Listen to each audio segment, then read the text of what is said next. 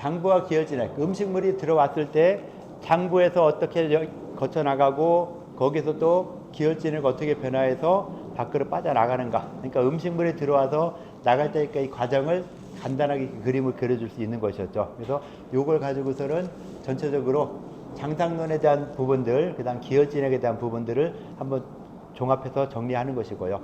이렇게 하면 이것이 장상론 기혈진액에 대한 부분이 끝날 것이고, 우리는 기말고사 없죠. 기말고사 없으니까 대신 포트폴리오 쓰는 거 있으니까 포트폴리오 기한이 한번 거의 다 돼가죠.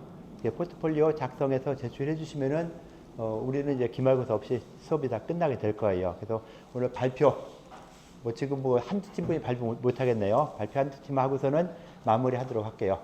자, 누가 나와서 발표하시죠. 예.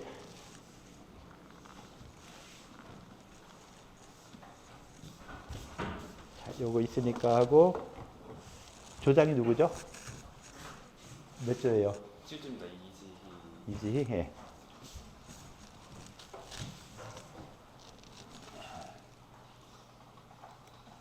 아, 여기 잘 제대로 나왔네요. 예, 발표를 좀 해주세요. 네, 조금 더 키워주시면 예. 네, 이렇게 보니까 굉장히 어려워 보이지만 하나하나 해보겠습니다. 일단 중요한 부분은 제가 생각했을 때 여기 간, 심, 비, 회, 신 이렇게 5장이 흩어져 있고요. 그리고 여기 정, 기, 혈, 진액이 있습니다. 신까지 표현했으면 좋았을 텐데 못했고, 그리고 이 흐름은 이제 음식물이 지나가는 흐름이고요. 이 흐름은 공기가 들어오고 나가는 흐름입니다. 이 부분을 중심으로 기가 이렇게 흩어져 있고요. 기 종류에 따라서 이렇게 흩어져 있고, 그리고 우리 몸에 흐르는 수분들인 혈과 진액이 이렇게 있고, 그리고 보통 이제 정이 특히 상천지정이 신에 저장되어 있다고 하죠. 정이 이렇게 흩어져 있습니다. 여기 있습니다. 그리고 이런 흐름들 확인할 수 있고요. 또 5장과 이제 정기혈 진액이 서로 교류를 하게 되는데, 일단 간심을 보면 간은 혈을 저장하고 신을 주관합니다. 그리고 심은 혈을 주관하고 신을 저장합니다. 그리고 간과 비를 보면 간이 소설 기능을 주관하고, 그리고 비는 운하 기능을 주관합니다. 그리고 간은 혈을 저장하고 비가 혈을 통하게 합니다. 정확히는 총괄이었던 것 같은데 어쨌든. 그리고 간과 폐를 보면 간은 이제 기운을 받아가지고 기운을 위로 올려서 산발의 기능을 담당하고, 폐는 기운을 바깥에서 받아들인 바깥에서 받아들여서 종기로 만든 기운을 아래로 내리는 숙강의 기능을 담당합니다. 또 간과 신이 있는데 간은 혈을 저장하고 신은 정을 저장하는 기능을 갖고 있습니다. 심과 비가 있습니다. 심과 비는 이제 혈을 생성하고 운행하는 기능을 공통적으로 담당합니다. 심과 폐가 있는데, 심, 폐는 모두 그 종기의 운행에 관여하는 곳입니다. 여기서 살짝 지워진 것 같은데 어쨌든 모두 종기의 생성에 주관하는 곳입니다. 심과 신이 있는데, 심과 신은 이제 각각 불과 물에 해당하는 곳이죠. 오행을 가지면. 그래서 이것들의 순환이 굉장히 중요한데, 불에 해당하는 신의 기운이 아래로 내려가고 물에 해당하는 신의 기운이 위로 올라와서 우리 몸의 조화가 이루어지는 것이 굉장히 중요합니다. 이거를 촉진하는 약으로 이제 흔히 공진단이라는 약이 쓰이는데, 그래서 이런 것을 통해서 이제 우리 몸이 잘 운행이 될 수 있다, 이런 식으로 말씀이 얘기가 됩니다. 비와 폐가 있는데, 비는 폐는 기운을 주관을 하고, 비는 기운을 만들어줍니다.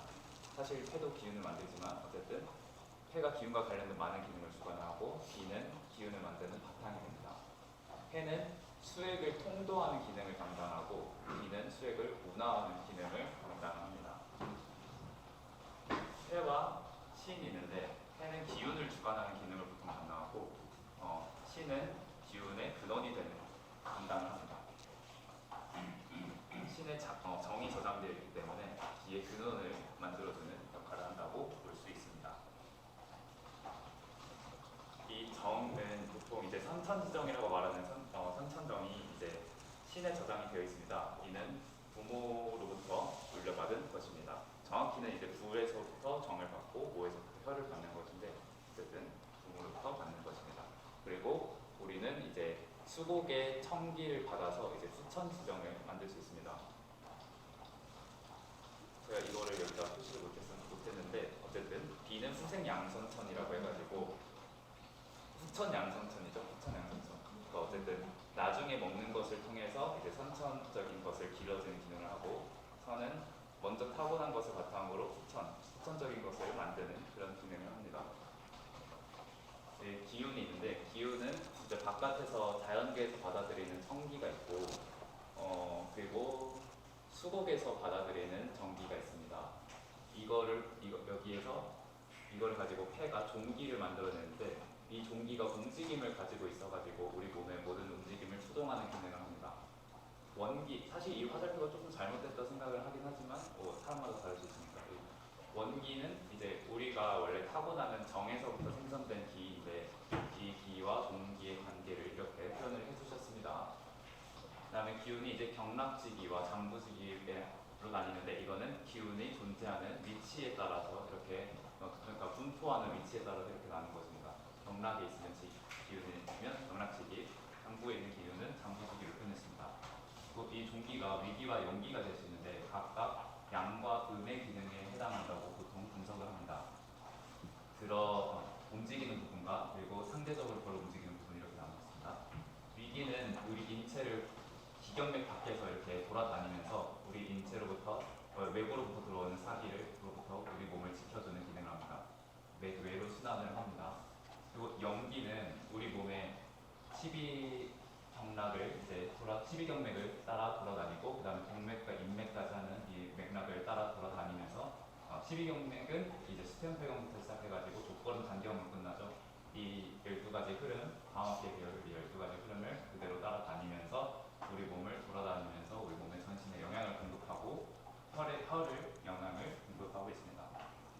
그리고 우리 몸의 수분으로 혈과 진액이 있는데 혈은 뇌관을 이렇게 흘러다니면서 우리 몸의 전신의 영양과 자연을 담당하고 있고 진과 액인데 진은 비교적 맑고 액은 비교적 끈끈한데 이 진액이 세포와 체내를 돌아다니면서 전신에 3초를 통해서 전신을 돌아다니면서 전신에 이제 승강 출입을 하고 있고 그리고 진액 중에서 이제 더 이상 쓸모가 없어진 것들은 이제 방광과 대장을 통해서 또는 세포를 통해서 배설이 됩니다. 호흡을 통해서 나간다고 볼 수도 있습니다. 기운을 따지자면 기운은 폐가 일단 기운을 주관을 하고 일단 제일 중요한 우리 몸에서 제일 중요한 움직임을 유발하는 종기를 만들어내기 때문에 폐가 이 기운을 주관한다고 볼 수 있고 그리고 간이 소설 기능을 가지고 있어서 이 기운의 움직임을 도와줍니다. 간의 소설 기능은 기, 혈, 진액이 모두 운행하는 것을 도와줍니다. 사실은 아까 물론 심폐를 이제 종기가 만들어진 건 심폐에서 만들어지니까 이 심폐를 같이 말했으면 더 좋았을 것 같고 그리고 기의 운하 기능이 기의 움직임을 도와줍니다. 그리고 신에 저장되어 있는 정이 기운이 생기는 근원이 되기도 합니다. 정은 아까 설명했고 거의 다 된 것 같은데요. 네. 예, 질문 좀 받아주시죠. 마무리하고 그리고 이제 꼭 하고 싶은 거 하고. 힘이 이제 혈을 주관을 하고 네. 그리고 진액은 이제 이런 대장과 방광의 기능과 굉장히 관련이 있습니다. 예, 이렇게 대략적인 발표가 됐는데 또 여러분들이 생각하는 거랑 다른 점 또는 뭐 좀 의문 나는 점 이런 거 있으면 질문을 좀 해주시죠.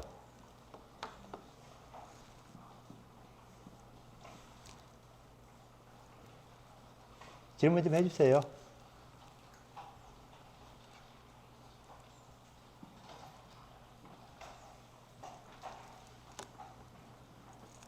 벙어리예요? 이야기 좀 해주시죠.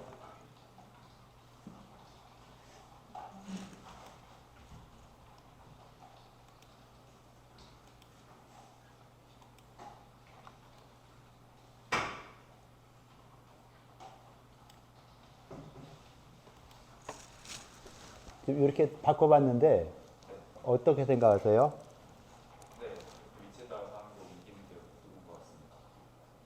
그럼 이 경락지기나 장부지기는 연기 위기하고 같은 건가요? 다른 건가요?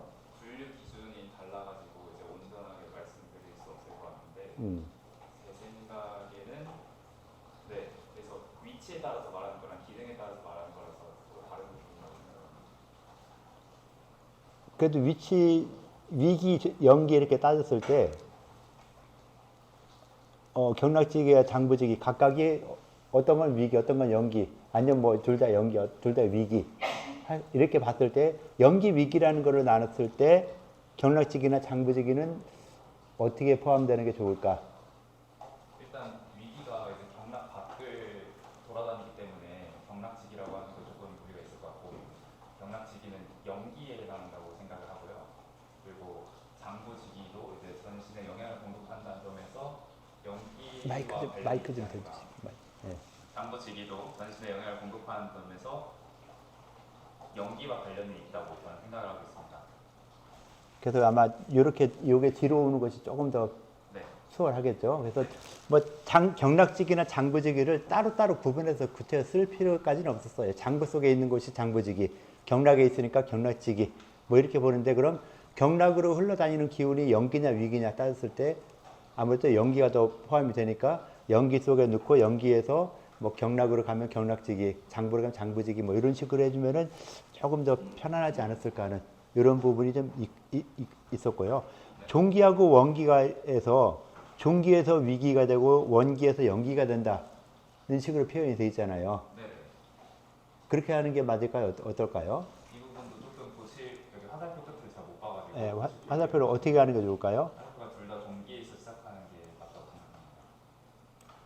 이렇게요. 네, 아무래도 원기라는 큰 커다란 기운, 원기가 어떻게 만들어진다 했죠? 뭐가 합해서? 아니 종기가. 아 종기. 예, 종기는 미안해요. 그 예. 폐에서 들어온 성기와 그리고 수국에서 얻은 전기가 합쳐져가지고 네, 이렇게 해서 그 자연계의 대기와 내 음식물에서 만들어진 정미로운 물질이 만나서 종기란 게 형성이 되고 종기가 그냥 작용을 하는 게 아니라 종기가 또 세분화되면서 연기, 위기 나눠서 세분화돼서 작용을 하죠. 그래서 연기, 위기 이렇게 구체의 일부로 나눈 것인데 또 위기라는 것이 맥외를 순화하는 데죠. 그 맥외라는 의미는 어떻게 될까요? 굳이 따지자면 기부 부위를 이제 기부 골근 거기를 다니면서 하는 거라고 생각을 하긴 하는데 그 다음에 해설 그대로 하면은 맥외. 맥의 겉부분. 네, 맥도 있어요. 맥관, 혈관 같은 경우도 보면 혈관이 있고, 혈관 속이 있고, 혈관 밖이 있죠. 네, 그러니까 혈관에서 많이 떨어지는 게 아니라 혈관 관 위에, 바로 위에 있게. 거기, 그러니까 어떻게 보면은 경락이 있으니까 경맥의 바깥쪽. 완전히 바깥이 아니라 경맥 표면, 바깥, 겉부분. 표면을 갖다 흘러다닌다 하면은 이것도 보면 이런 이 위기도 보면은 경맥을 따라 흘러가는 것이죠. 맞나요? 경맥이 안으로 가느냐 외로 밖으로 가느냐 따졌을 때 맥이 이렇게 흘러가는데 맥이 있는데 이 속에서 맥 안에서 흘러가는 것이 연기라 했죠. 위기는 맥 바깥쪽.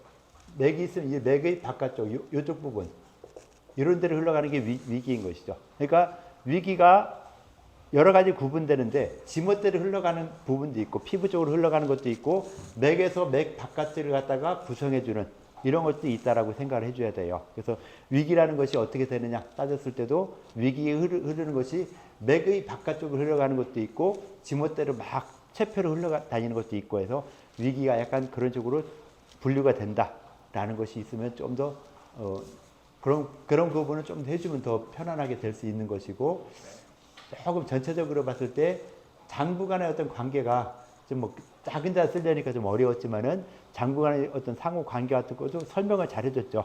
설명 잘해줬는데 그런 부분들도 좀 더 기록이 되면은 나중에 좀 더 편안하게 볼 수 있는 이런 것도 좀 있을 것 같아요. 그래서 뭐 또 더 하고 싶은 말 있을까요? 아니요, 괜찮습니다. 소감. 이거 해본 소감. 예. 네, 한 학기 동안 공부한 것을 정리할 수 있어서 아주 보람찼습니다. 예. 예, 인공지능이 말한 것처럼 말을 잘해줬어요. 그래서 대략적인 이런 그림을 보면서 우리가 기혈진액 장상에 대해서 좀 파악하고 있으면은 나중에 생리학이나 병리학 갔을 때도 훨씬 더 쉬워지는 이런 부분이 많이 있으니까 이런 그림 그냥 그려놓고 이걸로 끝내지 말고 계속 좀 더 공부하고 또 추가할 거 있으면 추가하고 해서 또 생리학 시간에 써먹을 수 있으면 써먹고 이렇게 했으면 좋겠어요. 그래서 이것은 뭐 인터넷에서 돌아다니는 것도 이렇게 해서 만든 것이 돌아다니고 하는 거니까요. 이런 거 여러분들이 만들었다, 우리가 만든 것이다 라는 거 볼 수 있으면은 좀 더 좋겠죠. 뭐 이렇게 이야기했는데 뭐 질문이나 이야기할 거 있을까요? 질문 사항. 예. 그래서 수업에 관련돼서는 이 장상론과 기혈진액을 이런 도표 하나로서 만들었다라고 하는 걸로 보면 될 것 같고요. 한의학개론에서 지금까지 이야기한 것이 이제 인체의 정상적인 부분들을 이야기했고, 다음 학기에 이제 경락에 대해서 이야기하면은 정상적인 건 거기서 끝나요. 다 인체의 정상적인 부분들을 쭉 이야기했고, 그 다음부터는 이제 병이 생기는 원인, 그다음 병이 생겨서 나타난 기전들, 그 다음에 병이 생겨난 기전까지 했으니까 이제 변증론치라는 이런 부분들 이야기하고, 그 다음에 거기에 대한 치료법, 약물 치료, 친구 치료는 뺐어요. 경락을 이야기했으니까 경락을 좀 더 연구하면은 친구 치료가 되기 때문에 약물에 관련되는 부분, 그래서 약물로 사용하는 방법. 그런데 약물에 대한 부분 하나 나오고, 그 다음에 약물을 갖다가 하나로만 쓰는 게 아니라 여러 개를 섞어서 쓰죠. 그래서 방제라고 하는 이런 부분이 있어서 약물과 방제에 대한 부분들 두 번, 세 번 정도 나눠서 이야기되고, 예, 진단에 대한 부분들, 진단과 변증 뭐 이런 부분들 나오고 하다 보면은 다음 학기도 아마 그 한의학개론 전체적인 부분이 이렇게 마무리될 것인데, 다음 학기는 오늘 요번보다도 여러분들이 인터넷 강의 많이 잘 보고 와서 인강 잘 보고 와서 그걸 갖다가 활용하는 발표하는 이런 쪽으로 갈 건데, 그때도 아마 인공지능 활용해서 인공지능 활용하거나 안 그러면은 검색을 해서 좀 이 발표할 내용을 만들어 보는 이런 걸로 가서 인공지능 활용하는 부분에 대해서 조금 더 공부를 할 거예요. 그래서 인공지능은 갑자기 나온 거죠. 어떻게 보면은 나온 지 얼마 안 되는 건데 활용을 어떻게 하느냐에 따라서 굉장히 다양한 활용할 수 있고, 특히 한의학에 있어서도 좀 이걸 잘 활용하면 한의학에서도 많은 도움이 될 수 있는 이런 부분이 많이 있을 것 같아요. 아직까지는 번역을 안 해주지만은 또 새로 나온 GPT 버전에서는 뭐 영어 같은 거 번역을 잘 해주잖아요. 그래서 한문도 좀 더 있다 보면 아마 번역을 어느 정도 할 수 있지 않을까. 그런데 그 번역이 인공지능은 항상 보여야 된다 했죠. 얘가 과연 맞나 틀리나. 틀린 만도 한 반 이상 하니까 인공지능은 무조건 믿으면 안 되고, 인공지능이 말한 거에 대해서 내가 미처 생각지 못했던 부분을 갖다 이야기하는 거, 이런 거는 받아들이고 필요 없다 싶은 것들은 빼내야 되는. 그래서 우리가 인공지능 가지고 한의학에 대한 공부를 하고 할 때 한의학에 대해서 알지 못하면은 인공지능이 딴소리, 헛소리 하는 거에 우리가 속아 넘어갈 수밖에 없으니까, 우리가 한의학적인 지식을 충분히 있은 다음에 이런 또 인공지능을 더 활용하면은 좀 더 좋지 않을까 하는 이런 생각이 좀 있어요. 자, 그래서 이 설문지 좀 작성 안 한 사람들 설문지 답안 좀 작성해 주시고, 뭐 한 학기 동안 고생이 많이 했는데 이렇게 마치도록 할게요. 자, 수고들 했어요. 네.